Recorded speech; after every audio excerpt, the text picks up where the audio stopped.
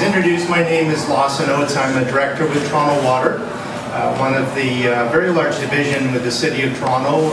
We have $1 billion budget a year, and we provide drinking water every day to some 3.4 million people in Toronto, Peel region, and York region. We manage the wastewater for the City of Toronto, including businesses, and also the managed stormwater for the city. Tonight, I think it's a very important topic, looking at water, stewardship of it, conservation. It's interesting that over the last 10 years, on a per capita basis, our consumption of water has been dropping. Why is that? There's a number of factors. One is we've had, as Stephen mentioned, some changes in technology, if you will. Low flush toilets have been introduced.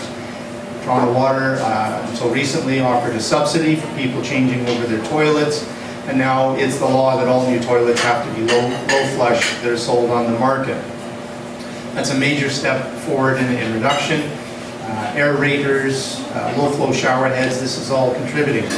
Then we've had the financial side, where we now are all on meters. We're charging by the cubic meter in terms of use and then sewage treatment. That's helped to change the third component, which is behavior change, which is very important in this whole factor, and that's what Stephen was talking about, in changing our consumption patterns and how we go about our daily lives, and that's adding up to better stewardship of this important resource. Now, Stephen's work also points to the manufacturing process and global trade and such, which is really heavy water dependent. And so I've talked a bit about the low-hanging fruit, but we need to go beyond that into re-engineering the way we process materials, how we reuse water, and things like the booming brewery trade in Toronto. There's now a focus on their better use of water within their production processes, because they're using very high volumes to produce very small quantities of beer. I'm all for the beer. If they can do a little bit more, with a bit more stewardship, that would even be better, and there's resources that are being applied to it. It's also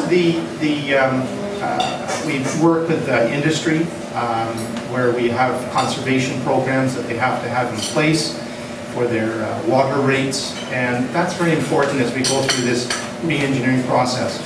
Water itself is very important, and we have to look after it, but it's also the energy, Stephen was saying, that goes into the production of water from Lake Ontario, move it into potable drinking water. A lot of the water that we drink makes its way up to York region, into reservoirs, and then flows back south. And this takes a lot of energy to pump it. So as we save water, we conserve water, we use less energy. We have less capital costs in the program. So those are very important.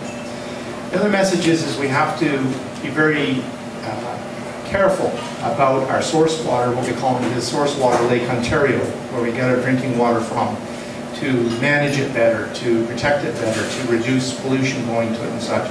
And that's very important as well for the future, because it is a very important resource for us, and we are very blessed in a way that we have such a high quality base of source water that we have here in Toronto and the region.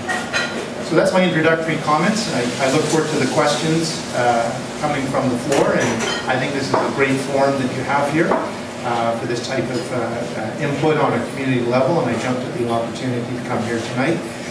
Where am I from? Hyde Park area, just west of you. And so we have some nice cafes also all around Roncesvalles there, if you're over in that area. So let's go for the Q&A.